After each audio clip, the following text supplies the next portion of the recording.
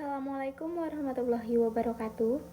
Halo semuanya, perkenalkan, saya Syafira Zahra Resta dengan NIM 2201625 dari program studi S1 Keperawatan. Di sini saya akan membahas influenza musiman. Kalian udah tahu belum sih apa itu influenza musiman? Yuk kita bahas. Influenza musiman. Yuk kenali gejala pengobatan dan pencegahannya. Influenza yang lebih dikenal dengan sebutan flu merupakan penyakit menular yang disebabkan oleh virus RNA dari famili Orthomyxoviridae atau virus influenza yang menyerang unggas dan mamalia. Influenza adalah infeksi virus yang menyerang hidung, tenggorokan, dan paru-paru. Virus influenza ini dapat bereplikasi hanya pada sel hidup. Infeksi dan replikasi influenza merupakan proses bertahap. Pertama, virus harus berikatan dengan sel dan memasuki sel. Kemudian, memindahkan genomnya pada suatu tempat di mana virus tersebut dapat memproduksi duplikat dari protein virus dan RNA. Kemudian, menyusun komponen-komponen tersebut menjadi partikel virus baru. Dan terakhir, keluar dari sel inang. Virus influenza berikatan melalui hemaglutinin dengan gula asam sialat pada permukaan sel epitel, biasanya pada hidung, tenggorokan, dan paru-paru mamalia dan usus unggas. Setelah hemaglutinin dipecah oleh protase, sel akan memasukkan virus melalui proses endositosis.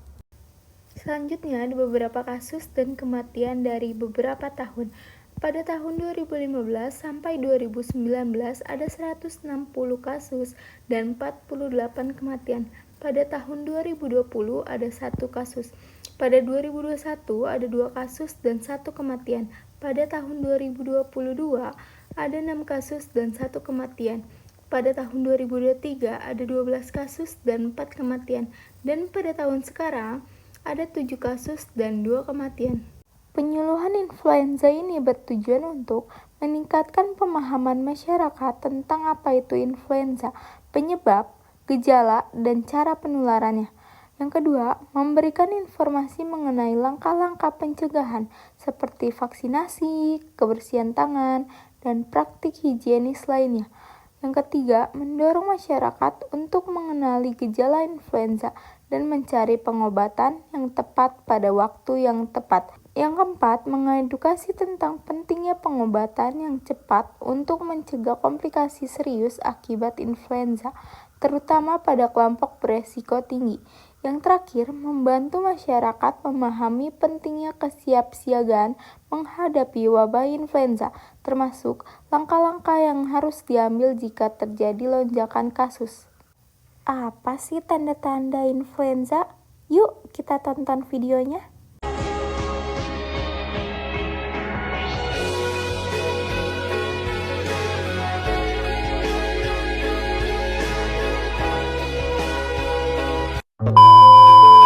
Apa sih influenza itu?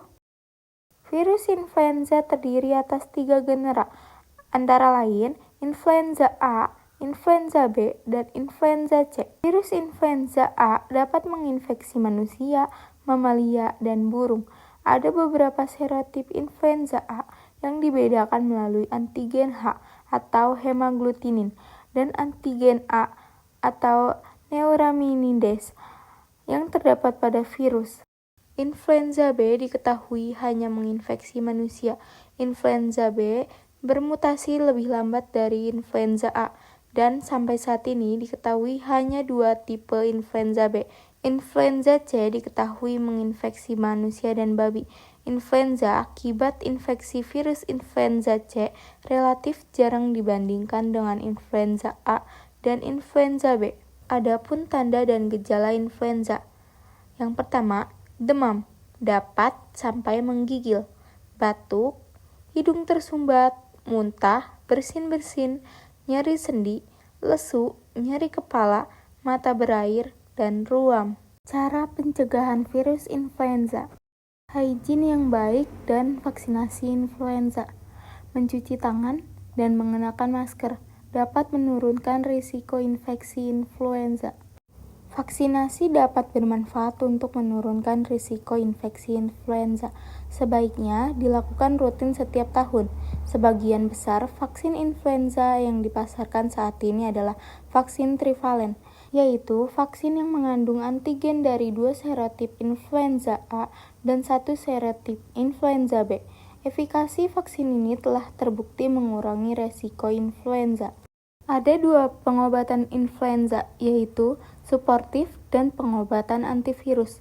Pengobatan suportif meliputi simptomatik, bed rest, dan suplemen. Sedangkan pengobatan antivirus efektif bila diberikan dalam 48 jam sejak onset gejala.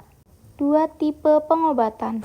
Yang pertama, ada Amantane atau M2 inhibitor. Amantidin adalah obat yang awalnya untuk indikasi anti-Parkinson. Kemudian diketahui bahwa obat ini juga dapat menghambat replikasi virus influenza. Mekanisme kerja amantidin adalah dengan menghambat channel M2 pada virus influenza. Setelah virus masuk ke dalam sel melalui endositosis, maka channel M2 bekerja memompa proton ke dalam virus. Akibatnya, pH di dalam virus akan turun. Penurunan pH ini akan memicu replikasi virus. Dengan amantadin menghambat channel M2, maka replikasi virus akan dihambat. Yang kedua, neuraminidase inhibitor. Beberapa obat antivirus yang termasuk neuraminidase inhibitor yaitu oseltamivir dan zanamivir. Penghambat neuraminidase bekerja dengan cara menghambat enzim neuraminidase virus. Virus yang telah bereplikasi di dalam sel akan menempel pada dinding dalam dari membran sel. Neuraminidase diperlukan oleh virus yang telah terbentuk untuk dapat keluar dari sel. Karena neuraminidase dihambat, maka virus tidak dapat keluar dari sel. Influenza adalah penyakit infeksi saluran napas yang banyak menyebabkan morbilitas dan mortalitas, bahkan pandemi. Meskipun di Indonesia, dokter tidak meresepkan obat-obatan antivirus untuk influenza, tetapi tenaga kesehatan sebaiknya tetap familiar dengan obat-obatan antivirus ini sebagai persiapan apabila terjadi pandemi influenza. Influenza merupakan penyakit yang lebih berat dibanding dengan selesma dan disebabkan oleh jenis virus yang berbeda. Influenza dapat menimbulkan mual dan muntah, terutama pada anak-anak.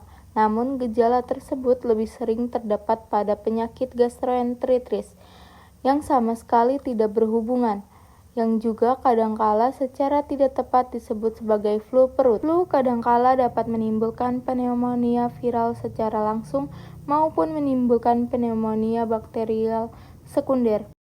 Biasanya, influenza ditularkan melalui udara lewat batuk atau bersin, yang akan menimbulkan aerosol yang mengandung virus. Influenza juga dapat ditularkan melalui kontak langsung dengan tinja burung atau ingus. Bisa pula menular melalui kontak dengan permukaan yang telah terkontaminasi. Aerosol yang terbawa oleh udara atau airborne aerosol diduga menimbulkan sebagian besar infeksi. Walaupun jalur penularan mana yang paling berperan dalam penyakit ini belum sepenuhnya diketahui. Virus influenza dapat diinaktivasi oleh sinar matahari, disinfektan, dan deterjen. Sering mencuci tangan dan menjalankan pola hidup sehat akan mengurangi resiko infeksi karena virus dapat diinaktivasi dengan sabun. Influenza bisa bikin kamu sampai nggak bisa bangun loh. Saya ingetin sekali lagi ya, influenza itu bukan pilek meler, tapi batuk pilek berat yang sampai demam tinggi dan badannya sakit banget sampai nggak bisa bangun untuk aktivitas. Dan sekarang ini lagi banyak juga yang dirawat di rumah sakit. Bahkan ada pasien saya yang cerita, dia sampai angkat handphone aja tuh nggak kuat. Jalan ke WC aja itu harus ngerangkak karena kena influenza ini. Dan influenza ini, baik yang A maupun yang B, itu sangat menular. Bahkan bisa menular 1 hari sebelum muncul gejala, sampai 7 hari sejak dia muncul gejalanya. Dan sama seperti DBD, influenza ini tuh juga udah ada vaksinnya kok. Boleh untuk baby usia 6 bulan ke atas sampai lansia. Cukup 1 kali setahun. Kecuali sering banget batuk pileknya atau sering keluar negeri, itu pun boleh vaksin flu per 6 bulan. Nah, baiknya adalah bisa memproteksi lebih dari 90% terhadap influenza tipe A dan tipe B. Ingat ya, bukan berarti abis vaksin flu terus jadi kebal nggak bisa batuk pilek sama sekali. Harapannya jadi lebih ringan batuk pileknya, dan kalaupun positif influenza A dan B, itu kita masih bisa aktivitas, makan minum masih seperti biasa, dan jadi nggak perlu dirawat.